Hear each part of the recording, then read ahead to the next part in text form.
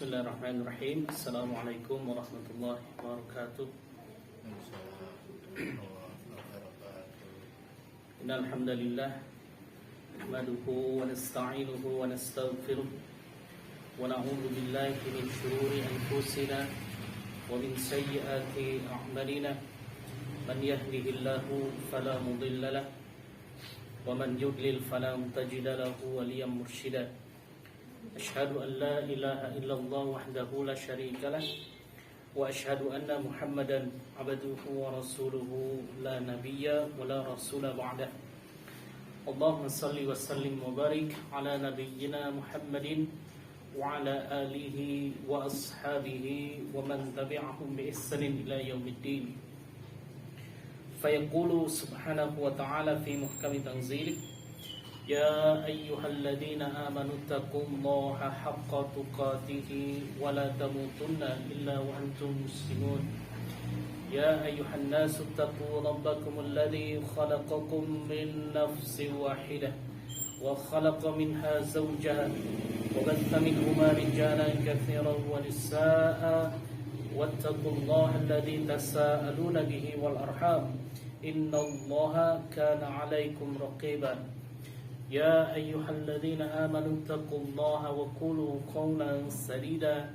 يصلح لكم أعمالكم ويغفر لكم ذنوبكم ومن يطع الله ورسوله فقد فاز فوزا عظيما أما بعد معاشر المسلمين rahimani wa rahimakumullah.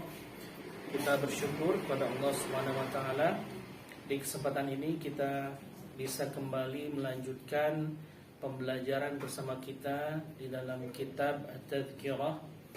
Saat ini kita sudah masuk di bab delegasi malaikat maut sebelum kematian terjadi. Kalau kita menyimak kalimat atau terjemahan yang diambil untuk menamai di bab ini adalah delegasi. Delegasi boleh juga kita sebut dengan utusan, kepercayaan, atau penyampai pesan, yaitu delegasinya. Jadi di dalam bab ini penulis ini mengabarkan bahwa sebelum malaikat maut datang alaihi salam, maka dia memiliki delegasi supaya apa? Delegasi ini datang untuk mendahului malaikat maut yang akan mencabut nyawa kita, dan supaya manusia, supaya kita semua ini bersiap untuk menghadapi kematian. Ini adalah delegasi. Kemudian al-mu'allif atau penulis kitab ini menyampaikan di sini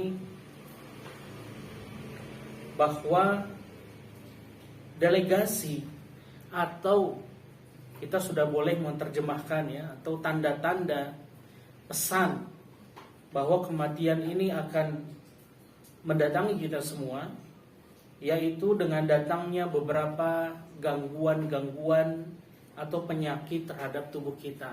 Nah, ini salah satunya delegasi itu tadi, sebelum malaikat maut menjemput. Selain gangguan penyakit, juga mungkin kita sudah memiliki ya uban, kemudian berbagai hal yang menyedihkan juga ini telah datang kepada diri kita. Ya bahkan berkurangnya kemampuan kita untuk mendengar, dan berkurangnya juga kemampuan kita untuk melihat, termasuk kami pun demikian. Jadi sudah berkurang gitu, kurang rasanya mata. Itu seperti untuk membaca membutuhkan lensa plus. Untuk melihat dalam jarak kejauhan membutuhkan lensa yang minus. Bahkan buram, berbayang, ditambah lagi silindris. Nah, ini salah satu delegasi malaikat maut terhadap diri kita. Jadi Allah sudah memberikan tanda-tanda dan kita sudah merasakan hal tersebut. Namun yang kadangkala kita tidak menyadari bahwa apa yang kita rasakan ini adalah delegasi dari malaikat maut. Di sini Al-Mu'allif menyampaikan nasihat juga, jika orang yang ditimpa hal tersebut yang sudah kita sebutkan tadi tidak mau sadar juga, tidak mau tobat, bahkan sampai malaikat maut hendak mencabut nyawa kita, ini adalah sebuah musibah. Jadi alhamdulillah di kesempatan kali ini kita membuka bab ini supaya kita tersadarkan dan kita mendapatkan pelajaran yang berharga dari tanda-tanda menjelang wafatnya kita ini. Bahkan malaikat maut menegaskan, atau Al-Mu'allif di sini juga menuliskan, ini adalah sebuah peringatan demi peringatan, ya, sesuai dengan namanya, tadzkirah. Nama dari kitab ini, tadzkirah, peringatan-peringatan yang harus kita sadari. Bahwa di sini Al-Mu'allif menyebutkan kembali, menuliskan, malaikat maut adalah delegasi yang terakhir dan tidak ada lagi delegasi-delegasi atau lainnya setelah dicabutnya antara kenikmatan kita. Jadi pemutus segala kelezatan, segala kenikmatan ketika sudah hadir terhadap diri kita, maka sudah tidak ada delegasi yang lainnya. Sudah tutup buku. Jadi tinggal dihitung saja. Kemudian Al-Mu'allif juga menyampaikan, tidak ada suatu hari pun di mana matahari terbit dan terbenam melainkan malaikat maut menyeru.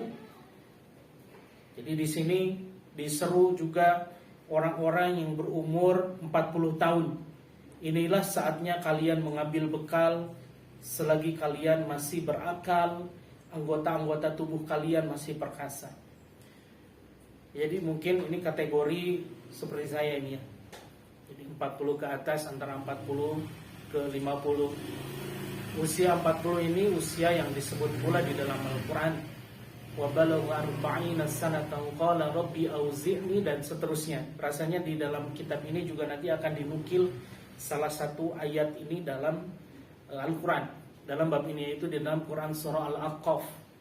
Usia 40 ini memang usia yang mungkin dia, seorang manusia ini sudah mencapai peak performance-nya di dalam hidup. Ilmu juga mungkin dia sudah dapatkan, ya, dia sudah memiliki keturunan mungkin ya di usia ini. Kemudian di dalam karir pekerjaan mungkin ya di usia 40 inilah yang didapatkan untuk di usia 40 ini didapatkan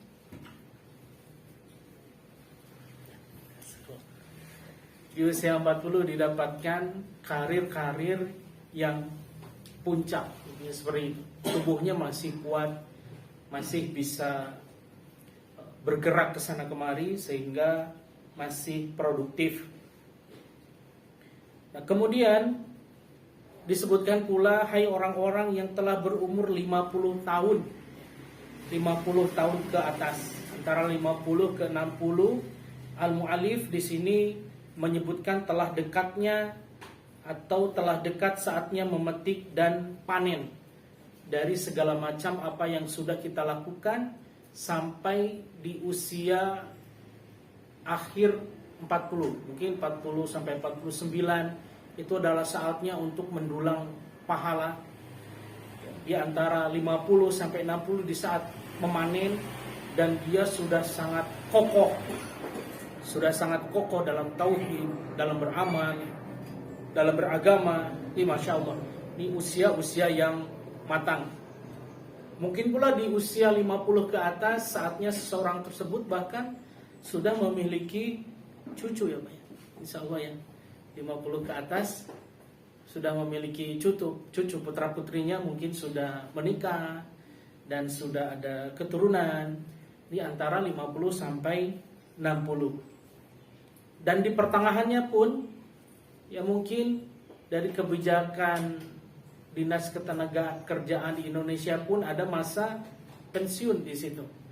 Antara 50 sampai 60. Nah, kemudian disebutkan ketika, hai orang-orang yang telah berumur 60 tahun, kalian telah melupakan hukuman Allah dan melalaikan jawaban atas firman Allah, maka tidak ada lagi penolong bagimu. Jadi di usia 60 menjelang ke 70, maka di sini adalah usia-usia yang harus betul-betul serius mempersiapkan bekal kita pulang. Sudahlah, rasanya di usia 60 sampai 70 ini sudah dikurangi kadar keduniawiannya.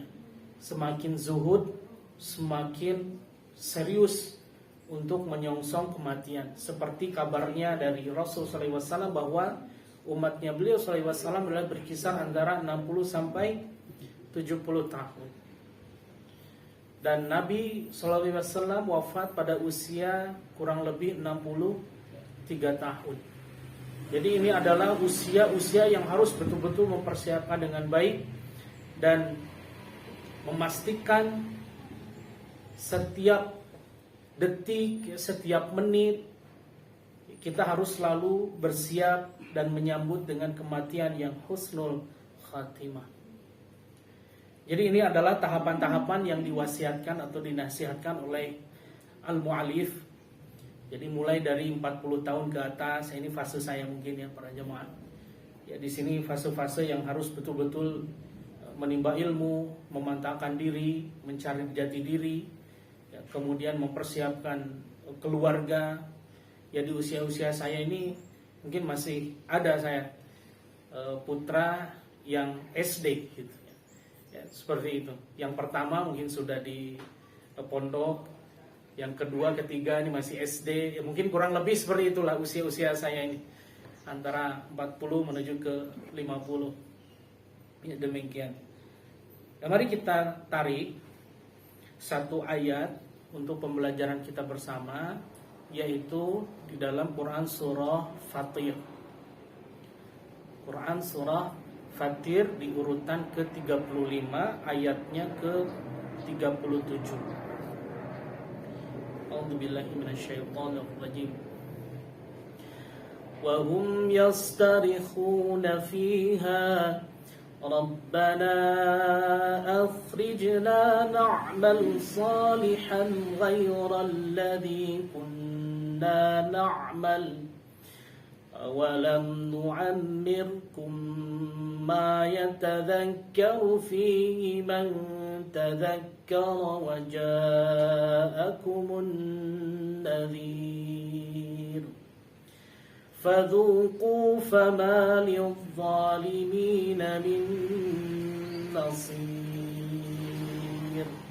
Kata Allah Subhanahu wa taala, dan mereka berteriak di dalam neraka itu, ya Rabb kami, keluarkanlah kami dari neraka, niscaya kami akan mengerjakan kebajikan yang berlainan dengan yang telah kami kerjakan dahulu. Dikatakan kepada mereka, bukankah kami telah memanjangkan umurmu untuk dapat berfikir bagi orang yang mau berfikir, padahal telah datang kepadamu seorang pemberi peringatan. Maka rasakanlah azab kami, dan bagi orang-orang zalim tidak ada seorang penolong pun. Jadi di dalam ayat ini ada orang-orang golongan yang menyesal. Dia sudah masuk ke dalam neraka, dia berteriak ingin dikeluarkan dan berjanji kepada Allah akan melakukan hal-hal kebajikan. Ya seperti itu. Tapi sudah terlambat. Sudah terlambat karena telah datang pemberi peringatan ya, kepada mereka, kepada kita para jamaah rahimani wa rahimakumullah. Bagi orang yang berfikir, maka kita bersyukur, semoga pintu hidayah taufik senantiasa dibukakan kepada kita semua. Tanpa ini berat rasanya untuk sekadar untuk membaca mushaf, membaca Al-Quran itu berat jamaah, ketika tidak ada hidayah taufik daripada Allah Subhanahu wa ta'ala. Nah, di sini ada kalimat atau ada kata awalam nu'ammirkum ma yatadzakkaru fihi. Jadi telah datang kepadamu pemberi peringatan. Di sini ada ya man tadzakkar wa ja'akumun nadhir. Jadi bukankah telah datang kepadamu pemberi peringatan? Ada dua terjemahan atau dua tafsir terkait dengan pemberi peringatan ini. Yang pertama, yang disebut dengan pemberi peringatan adalah ya Rasulullah Shallallahu Alaihi Wasallam, bahwa Nabi kita yang mulia Sallallahu Alaihi Wasallam adalah pemberi peringatan pada kita. Ini tafsir dari sebagian ulama. Ada pula ulama yang lainnya berpendapat bahwa pemberi peringatan ini yaitu adalah Al-Quranul Karim. Jadi ada dua tafsir. Yang pertama, pemberi peringatan ini adalah Rasulullah SAW. Yang kedua adalah Al-Quranul Karim. Bagi saya kita ambil saja keduanya ya, insyaallah. Jadi yang pertama, pemberi peringatan ini bisa didapat dari Al-Quranul Karim. Yang kedua, pemberi peringatan ini dari Rasulullah Sallallahu Alaihi Wasallam melalui hadis-hadis beliau yang sudah diajarkan oleh para alim ulama kepada kita semua. Jadi ini adalah yang dimaksudkan di dalam Quran surah Fatir di ayat ke-37. Jadi pemberi peringatan ada dua. Yang pertama Al-Quran, yang kedua Rasulullah Sallallahu Alaihi Wasallam. Kemudian kita nukil salah satu hadis di dalam kitab Sahih Bukhari dari sahabat yang mulia Abu Hurairah radhiyallahu anhu berkata bahwasannya Nabi sallallahu alaihi wasallam bersabda, "A'dzarallahu ila ri'in akhara ajalahu hatta ballaghahu 60 sanah." Allah telah banyak memberi kesempatan meminta maaf kepada seseorang yang dia tangguhkan ajalnya hingga mencapai usia 60 tahun. Nah, jadi di sini ada pelajaran Bapak Ibu bagi di antara kita yang sudah mencapai usia 60 tahun. Ini adalah karunia yang besar dari Allah Subhanahu wa taala yang sepatutnya kita syukuri. Sampai 60 tahun Pak? Sudah sampai? Masya Allah ya. Banyak bersyukur pada Allah Subhanahu wa taala, umurnya dipanjangkan oleh Allah. Ya semoga lebih dipanjangkan usianya yang barokah, senantiasa diiringi dengan ketaatan kepada Allah Subhanahu wa taala.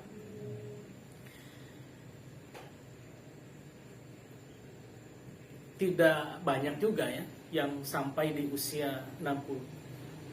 2 atau 3 hari yang lalu kami mendapatkan kabar juga salah satu kawan kami usianya mungkin kisaran 24 atau 25 wafat karena kecelakaan kendaraan dan menyebabkan beliau koma selama mungkin 2 minggu lamanya di rumah sakit dan akhirnya Allah wafatkan beliau. Semoga husnul khatimah.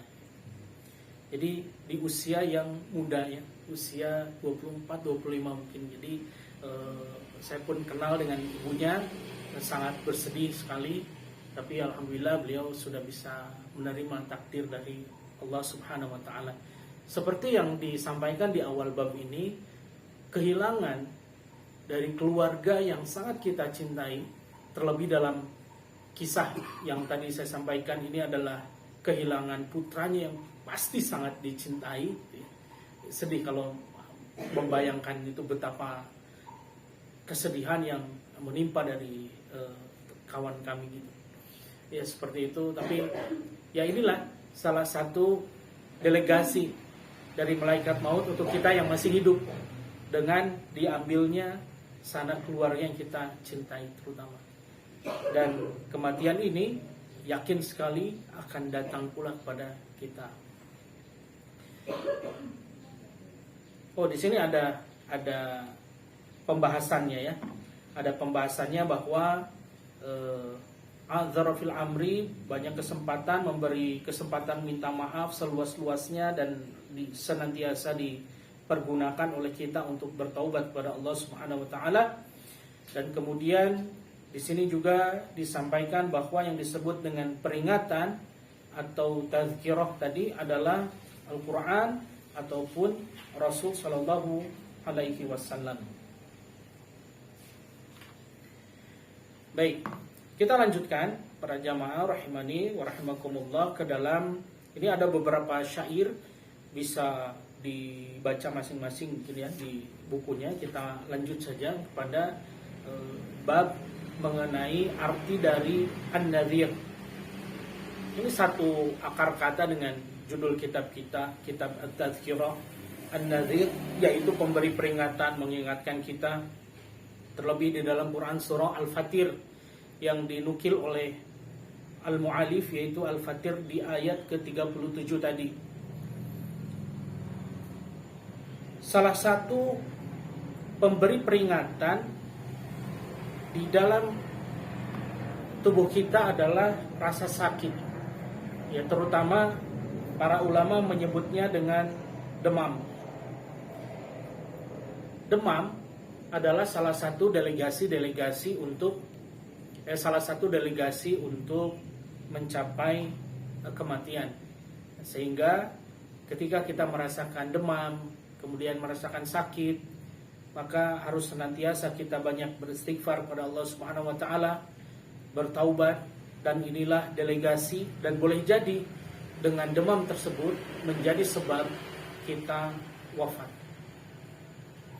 Maka dari itu harus lebih waspada, lebih hati-hati, jangan dianggap sepele, harus tetap kita berpegang kepada Allah Subhanahu wa taala. Dan demam juga oleh para ulama disebut sebagai perintis menuju kematian.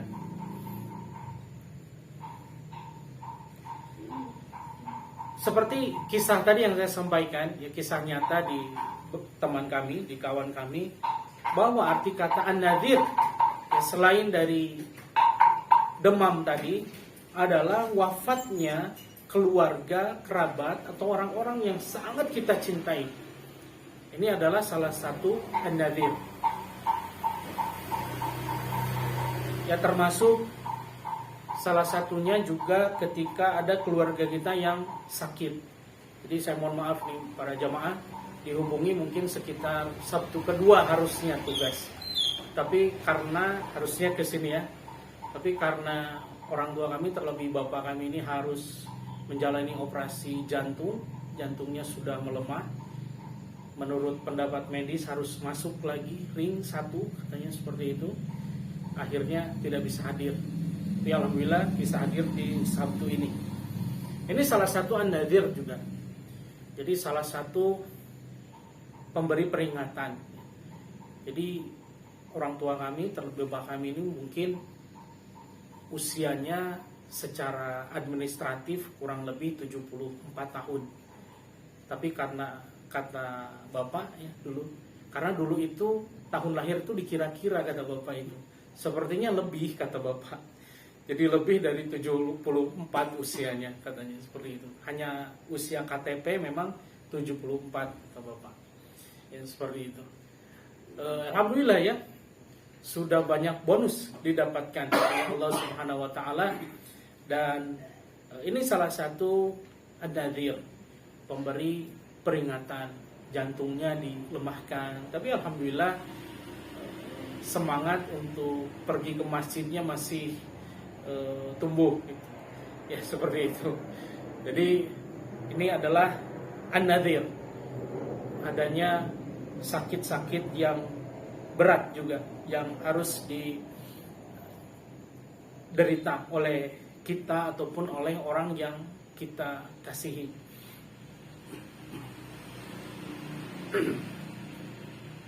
An-Nadhir di sini juga menurut para ulama adalah kesempurnaan akal, bahwa kita harus senantiasa bersyukur bahwa akal kita masih bisa membedakan mana yang baik dan mana yang guru. Kalau kita tidak diberikan akal seperti itu, maka kita tidak bisa menangkap peringatan-peringatan dari Allah Subhanahu wa taala. Jadinya seperti yang di dalam Quran surah Al-Fatir tadi. Dalam Quran surah Fatir tadi, ada orang yang sudah masuk ke neraka, baru dia menyesal. Dan dia ingin kembali ke dunia dan berjanji akan melaksanakan amal kebajikan. Sudah terlambat, gitu. Seperti itu. Maka dari itu, kita bersyukur.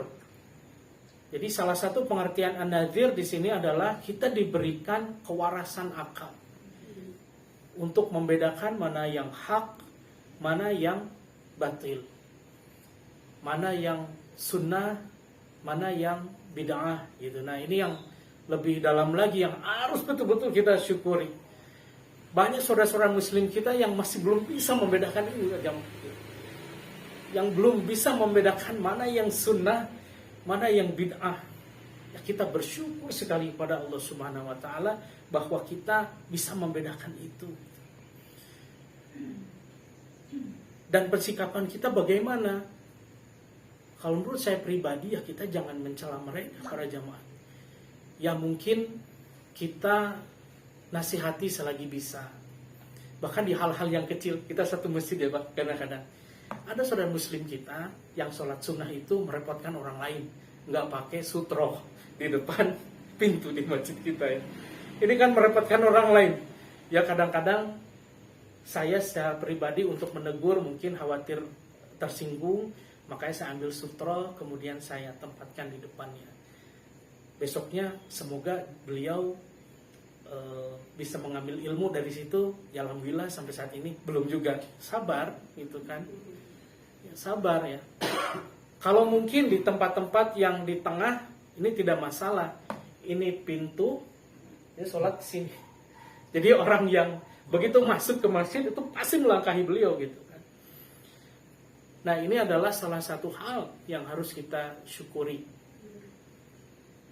Karena kata Nabi, "Idza shalla ahadukum falyusalli ila sutra wal yadnu minha." Kata Nabi, jika engkau salat maka engkau mendekat kepada sutra. Ya, seperti itu. Jadi ini harus kita syukuri para jamaah rahimani wa rahimakumullah, kita mengenal sunnah dari guru-guru kita yang kita belajar, mengkaji, sehingga ada sesuatu hal yang sudah menancap di dalam akal kita, bahwa kita sudah bisa membedakan mana yang sunnah, mana yang bid'ah, jadi mana yang ini bertauhid, mana yang syirik. Nah, apalagi ini yang bahaya sekali itu apabila kita tidak bisa membedakan mana yang perilaku yang mentauhidkan Allah, amalan yang mentauhidkan Allah Subhanahu wa taala, dan mana yang perilaku syirik. Kita bersyukur ini adalah salah satu pengertian dari an-nadhir, pemberi peringatan, bahwa kita diberikan akal untuk membedakan yang hak dan yang batil oleh Allah Subhanahu wa taala.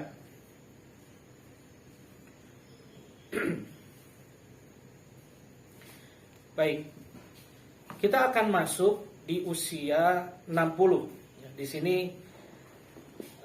Al-Mu'allif menyampaikan bahwa di usia 60 merupakan pemberian hujjah yang paling puncak.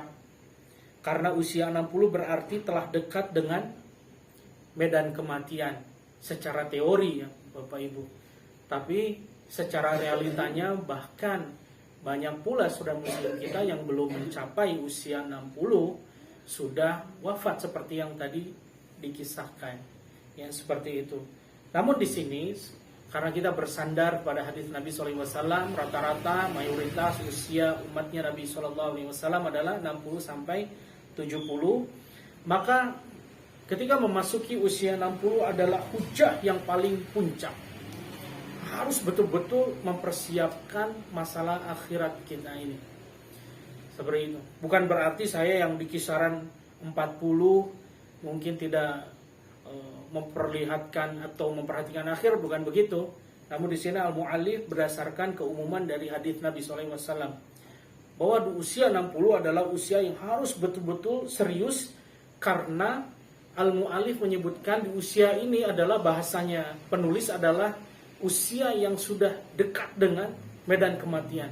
Sudahlah kita hindari mungkin pertikaian kita, obsesi keduniawian kita, sudah lebih serius untuk menghadapi kubur kita kelak. Jadi kita sudah mengurangi kita berdebat dengan orang. Ya seperti sudah fokus saja lah. Mempersiapkan bekal untuk menyongsong al-maut. Dan di antara nasihat beliau di usia 60 terutama adalah usia yang harus banyak-banyak kita untuk memanjatkan taubat kepada Allah Subhanahu wa taala. Kemudian lebih khusyuk, lebih takut dan lebih berserah diri kepada Allah Subhanahu wa taala, dan setiap langkah kaki kita, setiap ingatan kita harus disertai dengan al-maut ini. Supaya apa? Supaya kita produktif. Baca Al-Quran ya lebih banyak lagi. Kemudian mungkin ya di usia-usia 60 untuk menghafal agak sulit katanya Pak, begitu ya. Saya kan belum mencapai usia berikut, jadi saya tanya dulu, kalau di usia 60 untuk menghafal Al-Quran gitu mungkin sudah agak relatif lebih sulit ya Pak ya. Relatif lebih sulit mencapai, bahkan hafalan-hafalan yang lama agak sedikit lupa gitu yang seperti itu. Jadi di sini nasihat dari para ulama memperbanyak membaca Al-Quran. Sudah memperbanyak membaca Al-Quran. Kalau kita tidak mampu mempertahankan hafalan mungkin ya, karena ini kan kemampuan-kemampuan khusus yang diberikan kepada hamba Allah Subhanahu wa taala.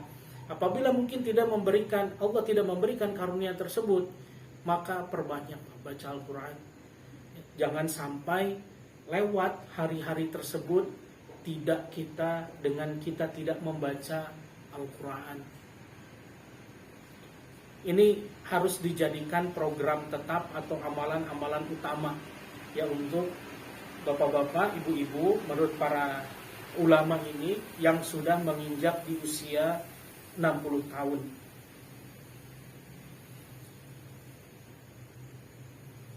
Kemudian baru kita masuk di dalam ayat Al-Quran, di dalam Quran surah Al-Ahqaf. Ya, tadi kita membahas usia-usia 60. Ya, sekarang di usia-usia saya nih Bapak Ibu. Usia-usia 40-an. Di dalam Quran surah Al-Ahqaf disebutkan oleh Allah Subhanahu wa taala, wa wassaynal insana biwalidayhi ihsana hamalathu ummuhu kurhan wa wada'athu kurha wa hamluhu wa fisaluhu 30 shahra hatta idza balagha ashuddahu wa balagha 40 sanatan qala Rabbi auzi'ni an ashkura ni'mataka allati an'amta alayya wa ala walidayya wa an a'mala salihan tardah wa aslih li fi dhurriyyati inni tubtu ilaika wa inni minal muslimin. Kata Allah Subhanahu wa taala, dan kami perintahkan kepada manusia agar berbuat baik kepada kedua orang tuanya, ibunya yang telah mengandung dengan susah payah dan melahirkannya dengan susah payah pula. Masa mengandung sampai menyapihnya selama 30 bulan. Sehingga apabila anak itu telah berusia 40 tahun, dia berdoa, ya Rabb kami, berilah aku petunjuk agar aku dapat mensyukuri nikmat-Mu yang telah Engkau limpahkan kepadaku dan kepada kedua orang tuaku, dan agar aku dapat berbuat kebajikan yang Engkau ridhai, dan berilah aku kebaikan yang akan mengalir sampai kepada anak cucuku. Sungguh aku bertaubat kepada Engkau dan sungguh aku termasuk orang muslim. Jadi usia 40 adalah usia yang disebutkan oleh Allah Subhanahu wa taala di dalam Al-Qur'an. Apa tugas pertama ketika manusia sudah mencapai 40 tahun? Yakni di ayat ini adalah memperbanyak bakti kepada orang tua, kepada ayah ibu kita semampu kita. Ya, seperti saya ditakdirkan mungkin ya agak jauh dengan berjarak dengan orang tua, yang satu di Bandung, satu di Pontianak gitu kan. Jadi membutuhkan waktu, membutuhkan tenaga, dan membutuhkan biaya pastinya untuk pulang. Harus disempatkan untuk pulang kepada orang tua kita, salah satu bakti kita. Dan saya yakin mungkin ya Pak ya, orang tua itu tidak mengharapkan hadiah, oleh-oleh. Dengan hanya kita datang mungkin bahagianya sudah luar biasa ya Pak ya.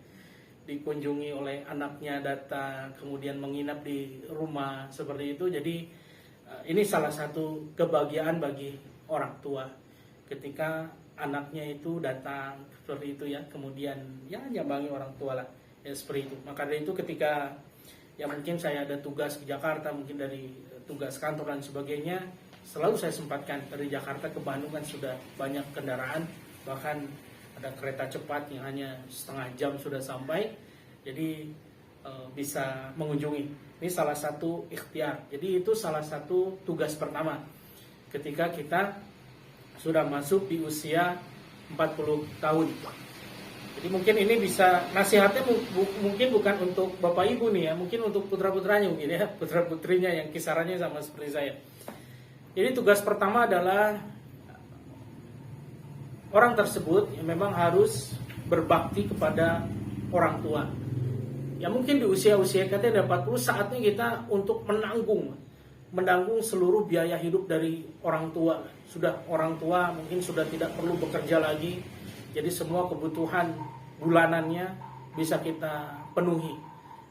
Karena berbalik sudah di usia 40 mungkin seseorang tersebut sudah mencapai titik di mana secara ekonomi dia sudah mapan, dia sudah menemukan jati diri, dan dia sudah bisa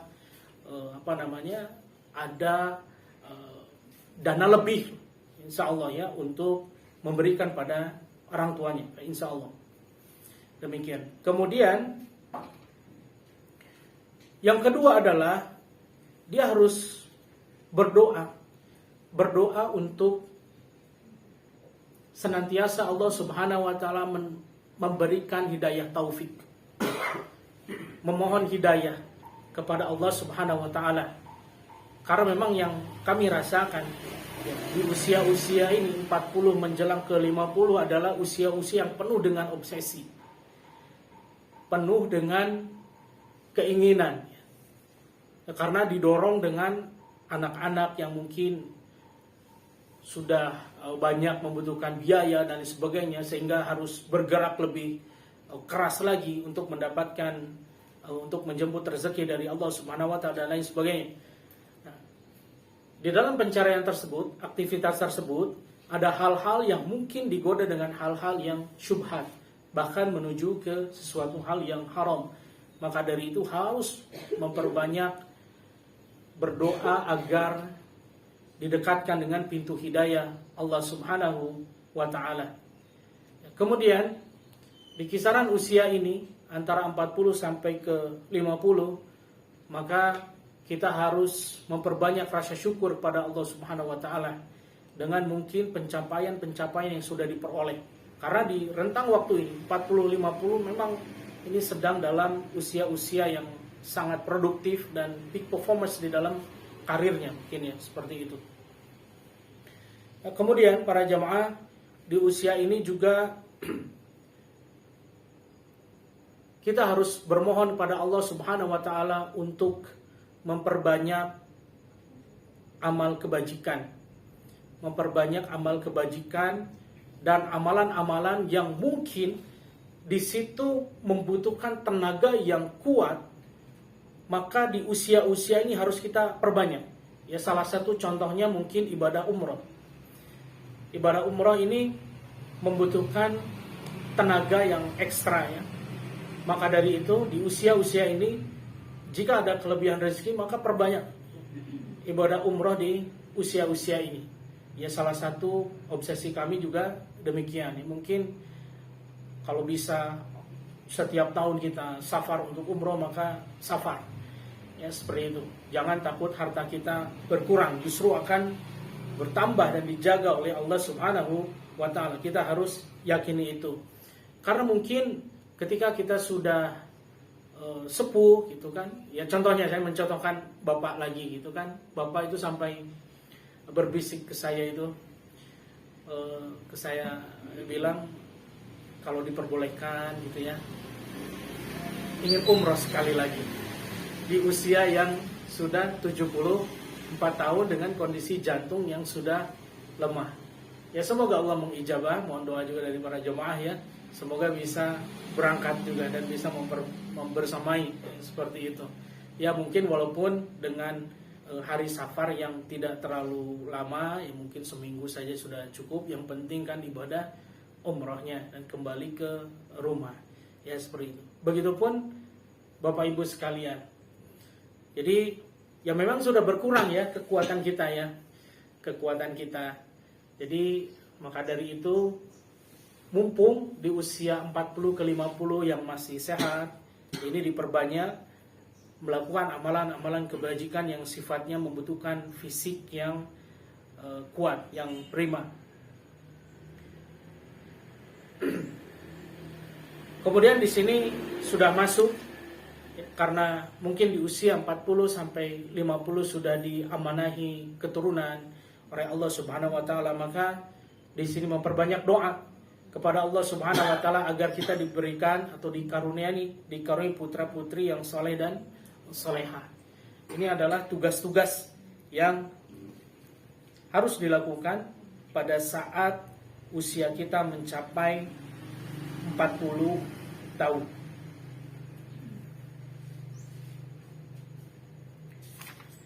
Para jamaah, di akhir bab ini ada banyak kisah-kisah ya. Ada banyak kisah-kisah, mungkin bisa dibaca secara mandiri. Banyak sekali kisahnya, karena kitab kita ini tebal dan ada 2 jilid, maka kita lanjutkan ya ke materi yang berikutnya. Adapun yang kisah-kisah panjang ini mungkin bisa dibaca di bukunya insyaallah. Kita akan masuk para jamaah rahimani wa rahimakumullah ke bab yang berikutnya yang tidak kalah pentingnya dengan delegasi malaikat maut tadi. Yakni di sini adalah kapan manusia tidak mengenal sesamanya dan anjuran untuk bertaubat. Jadi ini adalah salah satu senjata pamungkas untuk kita para jamaah. Kita tidak luput dari dosa-dosa. Kita tidak luput dari kesalahan. Maka salah satu amalan mulia yang harus kita lakukan adalah taubat. Bahkan mungkin dalam hidup kita pernah melakukan kesyirikan sebelum kita mengetahui atau sebelum kita belajar tauhid. Maka salah satu amalan untuk menghapuskan dosa itu adalah taubat selagi kita masih hidup. Kita lihat para jamaah rahimani wa rahimakumullah. Di sini ada tulisan dari al-mu'allif, yaitu maksud melihat kenyataan maut. Sabda Rasulullah sallallahu alaihi wasallam dalam hadis riwayat At-Tirmidzi, "Innallaha yaqbalu taubatal 'abdi ma lam yughargir." Yughargir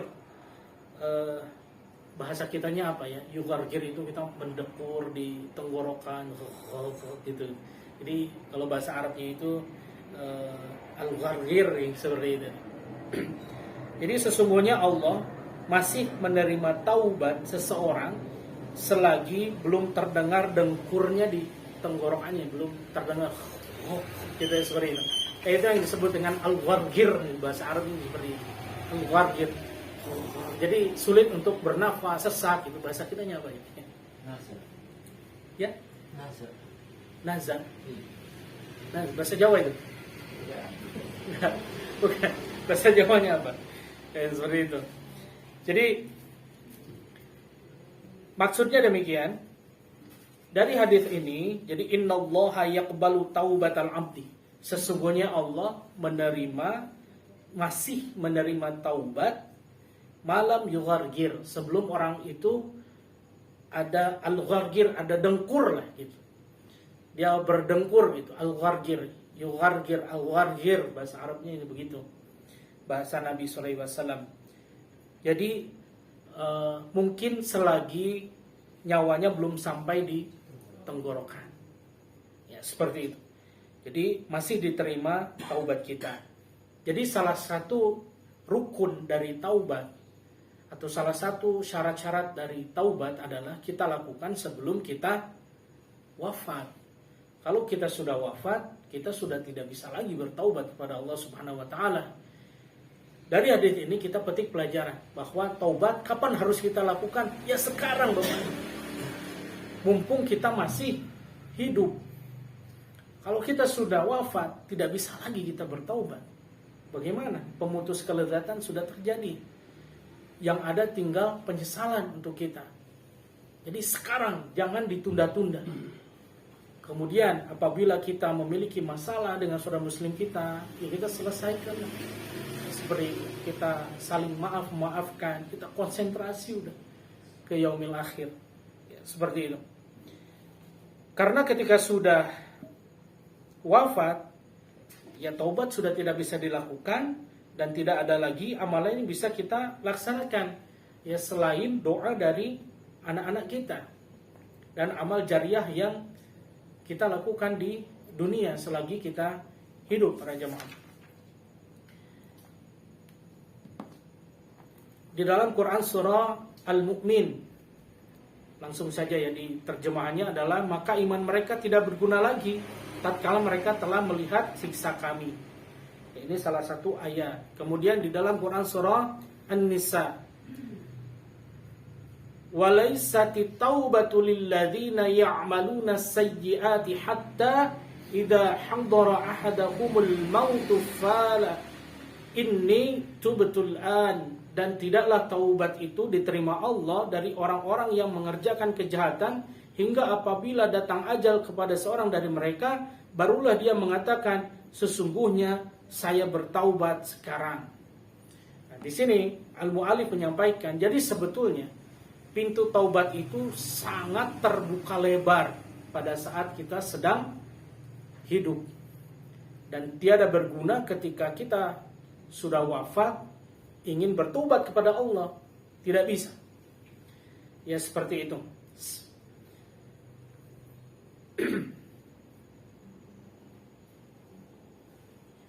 Kemudian para jamaah rahimani wa rahimakumullah, sebelum kita lanjutkan anjuran bertaubat, mungkin ada baiknya kita bahas dulu pengertian dari taubat ya. Jadi saya mencatat sedikit. Definisi taubat para jamaah rahimani wa rahimakumullah berasal dari kata tawaba.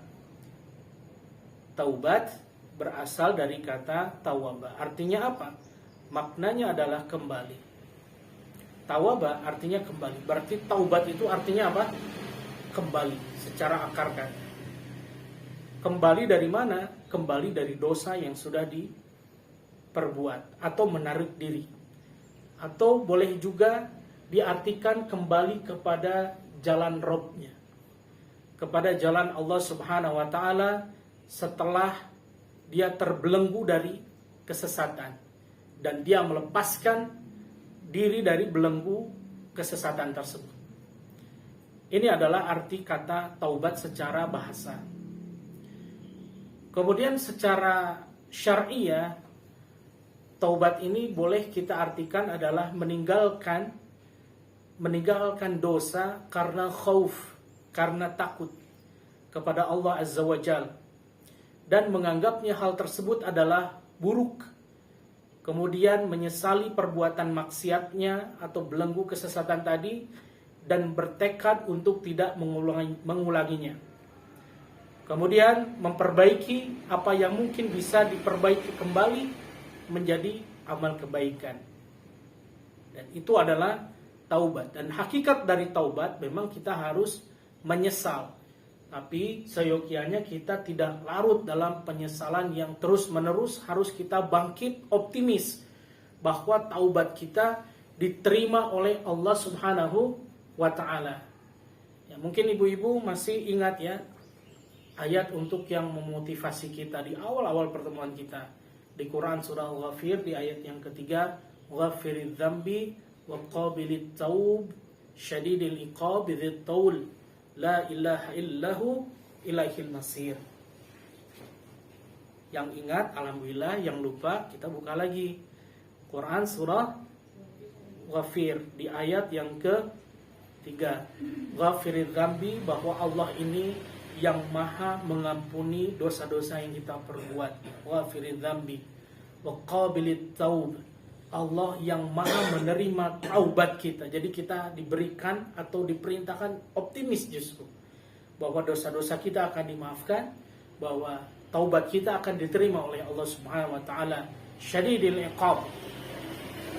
Dan Allah menyampaikan bahwa hukuman Allah adalah hukuman yang berat, hukuman yang keras hukumannya, namun diliputi dengan karunia-Nya setelah itu. Qabilit taub bidzit taul la ilaha illahu ilaihil masyir.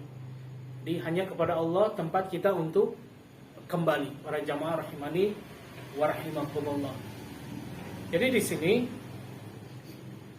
sebagai orang muslim, apalagi kita yang senantiasa talabul ain, mari kita sertakan rasa optimisme bahwa Allah Subhanahu wa taala akan mengampuni seluruh dosa kita dan menerima taubat-taubat yang kita panjatkan kepada Allah Subhanahu wa taala.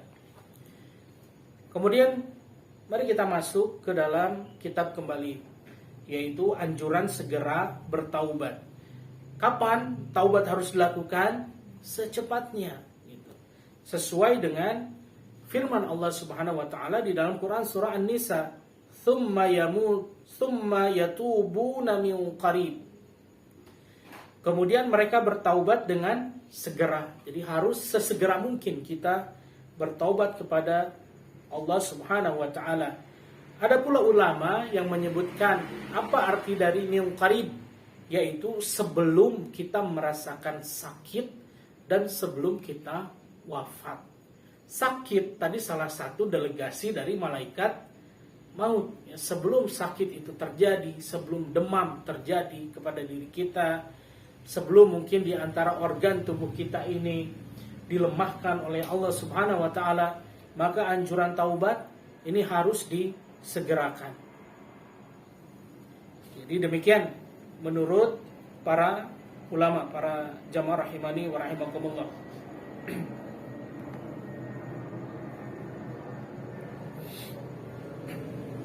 Kemudian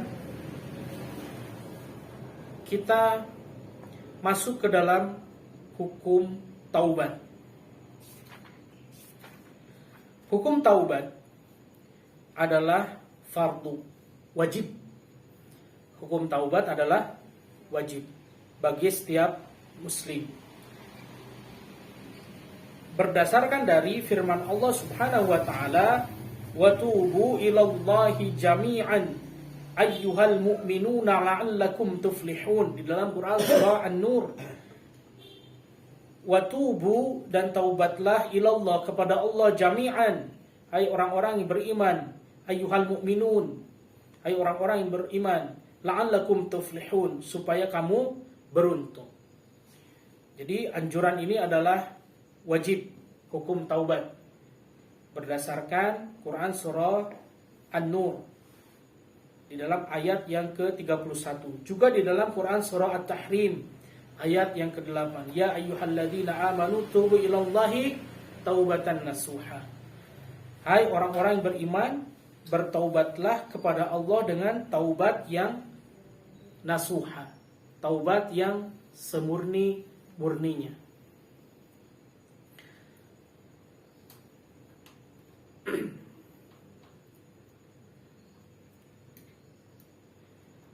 Kita kembangkan terlebih dahulu ya, terlepas dari kitab ini. Ya, kita perdalam dulu arti dari taubatan nasuha. para ulama menuliskan, guru-guru kita menuliskan bahwa pengertian taubat nasuha adalah kembalinya seorang manusia atau seorang hamba kepada Allah Subhanahu wa taala dari dosa yang pernah dilakukan,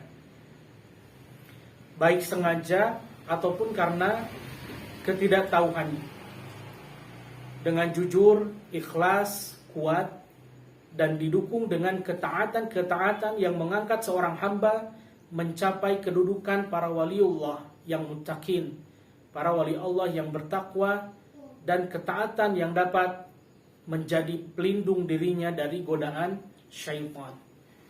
Jadi ini adalah pengembangan definisi tentang taubatan nasuha. Jadi kita harus kembali lagi seperti akar katanya tawaba, yaitu kembali dari dosa yang pernah dilakukan sengaja atau tidak, kemudian jujur, ikhlas, kuat, didukung dengan ketaatan-ketaatan kepada kita supaya menjadi pelindung bagi godaan syaitan.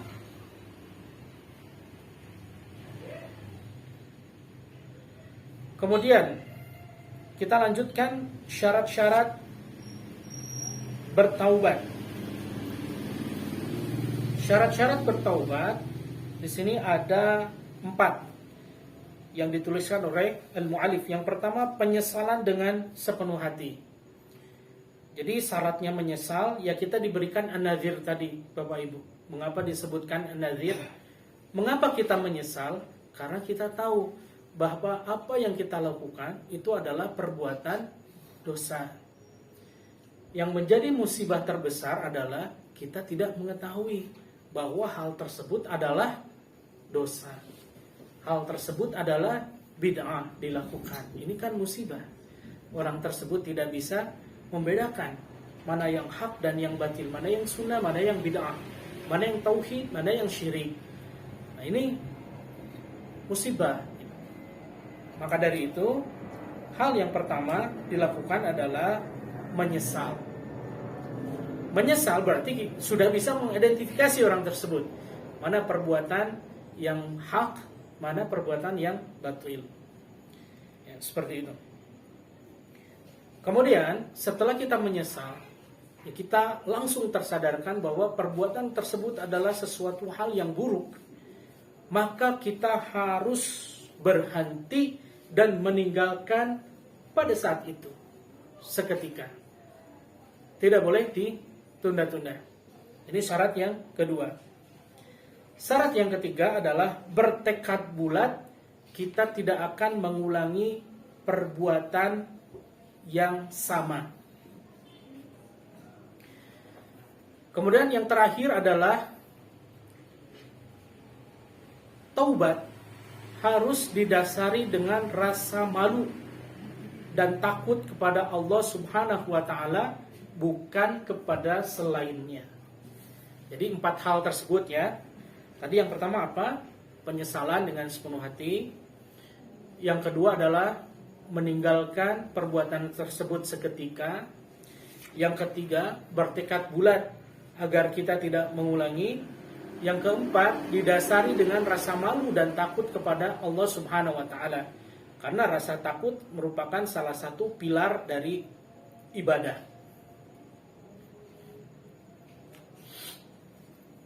Saya tambahkan boleh ya. Yang kelima adalah syarat-syarat taubat seperti yang tadi disampaikan, dilakukan ketika kita masih hidup.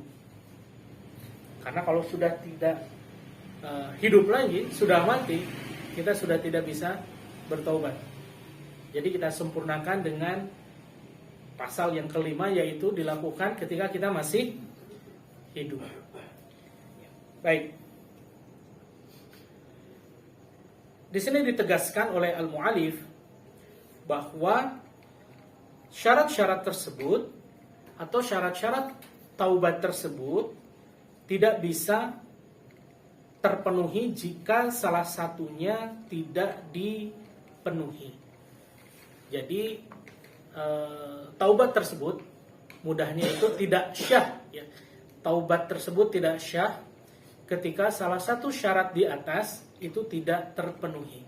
Kita mungkin masih mengulang-ulangnya, tidak dilandasi dengan rasa malu dan takut kepada Allah Subhanahu wa taala, ini tidak terpenuhi. Maka dari itu ini harus diperhatikan dan menjadi senjata pamungkas bagi kita sebagai orang muslim. Kemudian ada tambahan lain dari al-mu'allif. Syarat taubat adalah mengakui dosa dan memperbanyak istighfar yang berakibat lepasnya sama sekali dari ketagihan berbuat dosa tersebut, yang berpengaruh nyata terhadap sikap hati, bukan sekadar ucapan dengan lidah.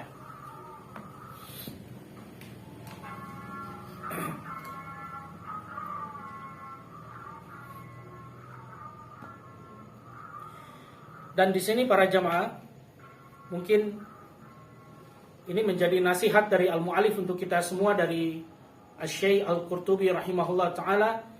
Begitulah yang dikatakan oleh Al-Hasan Al-Basri di masa hidupnya. Apalagi di zaman kita sekarang ini, saat manusia banyak sekali yang rajin melakukan kezaliman, bahkan semakin bergairah tanpa mau berhenti darinya, sementara tangannya memegang tasbih.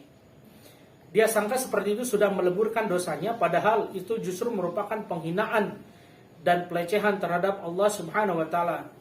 Nauzubillahi min dzalik. Orang seperti ini atau seperti itu termasuk mereka yang menjadikan ayat-ayat Allah taala sebagai bahan ejekan dan permainan. Dalam Al-Qur'an ditegaskan, wala tattakhidhu ayatillahi huzwa. Janganlah kamu jadikan ayat-ayat Allah sebagai permainan. Jadi ini adalah pembahasan sampai di syarat-syarat bertaubat. Mungkin kita cukupkan dulu ya sampai di sini. Sudah 1 jaman mungkin ya, seperti itu, dan mungkin para jamaah juga lelah, termasuk saya juga. Jadi kita lanjutkan, mungkin ditandai ya Bapak Ibu, kita sudah sampai pembahasan di syarat-syarat bertaubat.